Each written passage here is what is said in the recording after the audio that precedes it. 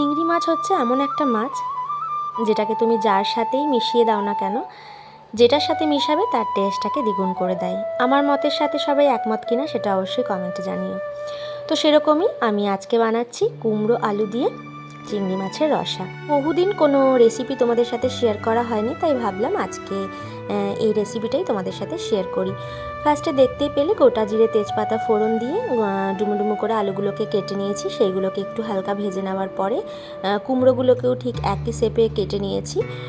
তো সেটাকেও দিয়ে ভালো করে একটু ভেজে নেব। খুব বেশি কিছু ঝামেলাও নয়, আর কোনো মশলাও লাগে না সেরকম আলাদা করে।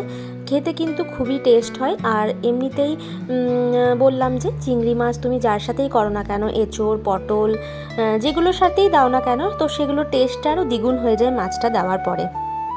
তো আমি তো পার্সোনালি চিংড়ি মাছ খেতে খুবই ভালোবাসি, ওই জন্য আমি মোটামুটি সব কিছুর সাথেই চেষ্টা করি একটু মোচা বলো একটু এঁচোড় বলো সব কিছুর সাথে চিংড়ি মাছটাকে একটু মেশাতে।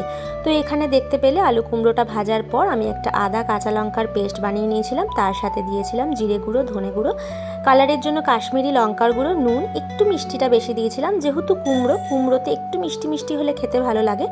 তো সেটা তোমাদের স্বাদ অনুযায়ী, তোমরা যদি মিষ্টি বেশি পছন্দ না করো সেটা একদমই তোমাদের পরিমাণ মতো দেবে।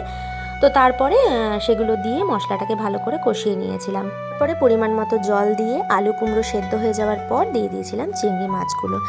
ঝোলটা ফুটে এলেই নামাবার আগে দেবো একটু ধনেপাতা আর সাথে গরম মশলা।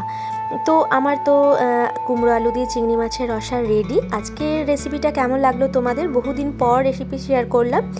তো আজকের ভিডিওটা এই অবধি, দেখা হচ্ছে নতুন আরেকটা ভিডিওর সাথে। আজকের মতো টাটা, সবাই ভালো থাকবে।